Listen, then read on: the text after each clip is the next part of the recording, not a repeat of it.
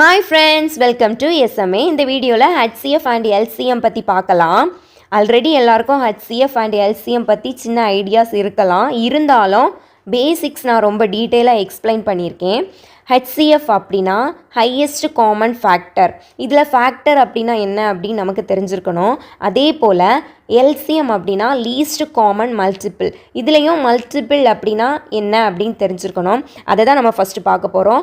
Factors and multiples, அதாவது வகுத்தி and மடங்கு அப்படின்னு சொல்லுவாங்க. If a number A divides another number B exactly, A is the factor of B. அதாவது B அப்படிங்கிற நம்பர் ஏஆல் எக்ஸாக்டாக டிவைட் ஆச்சுன்னா A is a factor of B அப்படின்னு சொல்கிறாங்க. Same way B is a multiple of ஏன்னு சொல்கிறாங்க. இப்போ 12 டிவைடட் பை 3 அப்படின்னு நம்ம எடுத்துட்டோன்னா 3 is the factor of 12 and 12 is the multiple of 3 அப்படின்னு சொல்கிறாங்க. இதையே ஹையஸ்ட் காமன் ஃபேக்டரில் நம்ம பார்த்தோன்னா அது ஒரு வகுத்தி, அதாவது மிகப்பெரிய வகுத்தி அப்படின்னு நம்ம எடுத்துடலாம். எல்சிஎம் அப்படின்னா மிகச்சிறிய மடங்கு அப்படின்னு சொல்கிறோம். அப்போ எல்சிஎம் அப்படிங்கிறது நம்ம என்ன சொல்கிறோம், நியூமரேட்டர் நம்பர். HCF அப்படிங்கிறது வகுத்தி, டினாமினேட்டரில் இருக்கக்கூடிய நம்பர். இந்த சின்ன ஐடியா மட்டும் தெரிஞ்சால் போதும், நம்ம ஈஸியாக அந்த சம்ஸை சால்வ் பண்ண முடியும். இப்போ HCF அப்படின்னா என்னன்னு டீட்டெயில்டாக பார்க்கலாம். HCF அப்படின்னா ஹையஸ்ட் காமன் ஃபேக்டர். தமிழில் மீ போ வா அப்படின்னு சொல்லுவாங்க. மீ பெரு பொது வகுத்தி அப்படின்னு சொல்கிறாங்க. The greatest number that divides each of them 2 or more numbers exactly. அதாவது 2 or more நம்பர்ஸ்க்கு நம்ம HCF கண்டுபிடிச்சோன்னா அந்த நம்பர்ஸை எக்ஸாக்டாக டிவைட் பண்ணக்கூடிய மிகப்பெரிய நம்பர் தான் HCF அப்படின்னு சொல்கிறாங்க. இதுக்கு இன்னும் 2 நேம்ஸ் இருக்குது. Greatest common measure, greatest common divisor, GCM and GCD. இப்படியும் எக்ஸாமுக்கு கொஸ்டின்ஸில் கேட்கலாம். அப்போ நம்ம கன்ஃபியூஸ் ஆகிடக்கூடாது. இப்போ எக்ஸாம்பிள்ஸ் வச்சு பார்க்கலாம்.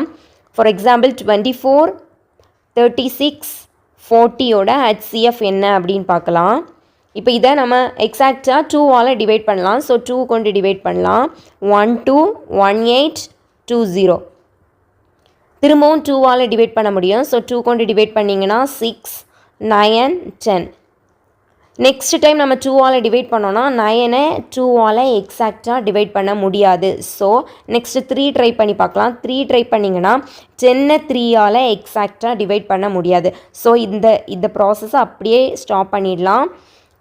இனியும் நம்ம அடுத்தடுத்த நம்பர்ஸ் ட்ரை பண்ணாலும் கண்டிப்பாக டிவைட் பண்ண முடியாது.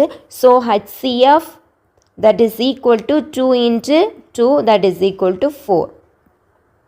இது LCMனா திரும்ப நெக்ஸ்ட் ஸ்டெப்பில் திரும்பவும் ப்ரொசீட் பண்ணிகிட்டே இருக்கலாம். ஆனால் HCF அப்படிங்கிறது the greatest number that divides each of them. ஒவ்வொரு நம்பரையும் எக்ஸாக்டாக டிவைட் பண்ணணும். ஓகே, நல்லா புரிஞ்சிருக்கோன்னு நினைக்கிறேன். அடுத்து LCM பார்க்கலாம். லீஸ்ட் காமன் மல்டிபிள் அப்படின்னா பார்த்தீங்கன்னா மடங்கு, அதாவது மிகச்சிறிய மடங்கு. அதாவது 3 நம்பர்ஸ் கொடுத்துருப்பாங்க. அந்த 3 நம்பரோடைய மிகச்சிறிய மடங்கு என்னது அப்படின்னு கண்டுபிடிக்கணும். இப்போ ஸோ அந்த 3 நம்பரை விட ஹையஸ்ட் நம்பராக தான் நம்மளுக்கு கிடைக்கக்கூடிய நம்பர்ஸ் இருக்கும். பாருங்கள், 24, 36, 40க்கே நம்ம என்ன செய்யலாம், லீஸ்ட் காமன் மல்டிபிள் கண்டுபிடிக்கலாம். 2 கொண்டு டிவைட் பண்ணிங்கன்னா 121820.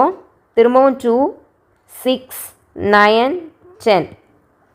HCFக்கு நம்ம இந்த ஸ்டெப்பில் ஸ்டாப் பண்ணிட்டோம். ஆனால் இதில் என்ன செய்யலாம், நெக்ஸ்ட்டும் ப்ரொசீட் பண்ணலாம். ஏன்னா the least number which is exactly டிவிசிட் by each one of the given numbers. ஏதாவது ஒரு நம்பரை டிவைட் பண்ணால் மட்டும் போதும். இப்போ பார்த்தீங்கன்னா 2 கொண்டு நம்ம 6ஐயும் டிவைட் பண்ணலாம், 10ஐயும் டிவைட் பண்ணலாம். ஸோ 2 கொண்டு டிவைட் பண்ணுவோம். 3, 9 அப்படியே எழுதிடலாம். 5. தென் நெக்ஸ்ட் பார்த்தீங்கன்னா இதுவும் 3ஆல் டிவைட் ஆகும், இதுவும் 3ஆல் டிவைட் ஆகும். ஸோ 3, 1, 3, 5 அப்படியே எழுதிடலாம். நெக்ஸ்ட்டு திரும்பவும் 3 கொண்டு டிவைட் பண்ணலாம். 1, 1, 5. நெக்ஸ்ட்டு 5ஆல் டிவைட் பண்ணுவோம். 1, 1, 1.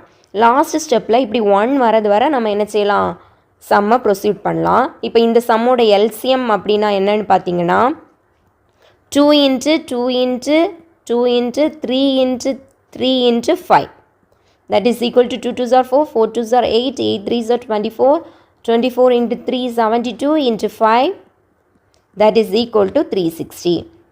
அப்போ LCM பாருங்கள், கண்டிப்பாக அந்த 3 நம்பரை விடவும் பெரிய நம்பராக தான் இருக்கும். ஏன்னா அந்த நம்பரோட மடங்குகள் நமக்கு கிடைக்கக்கூடியது அந்த நம்பரோட மிகச்சிறிய மடங்கு. 3 நம்பருக்கும் ஒரே மடங்கு, ஆனால் மிகச்சிறிய மடங்கு. ஆனால் HCF பார்த்திங்கன்னா அப்படி கிடையாது. அது ஒரு ஃபேக்டர், வகுத்தி.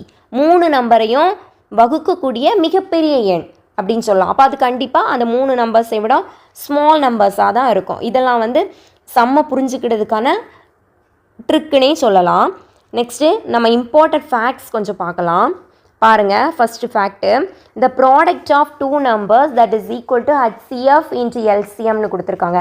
2 நம்பர்ஸ்க்கு நம்ம ப்ராடக்ட்ஸ் எடுத்தோன்னா அதோட HCFக்கும் LCMக்கும் எடுக்கக்கூடிய ப்ராடக்ட்டுக்கு அது ஈக்குவலாக இருக்குமா. ஃபார் எக்ஸாம்பிளுக்கு நம்ம 2,3 எடுத்துடலாம். இந்த 2 நம்பரோட ப்ராடக்ட் பார்த்திங்கன்னா நமக்கு என்ன கிடைக்கும், 6ன்னு கிடைக்கும்.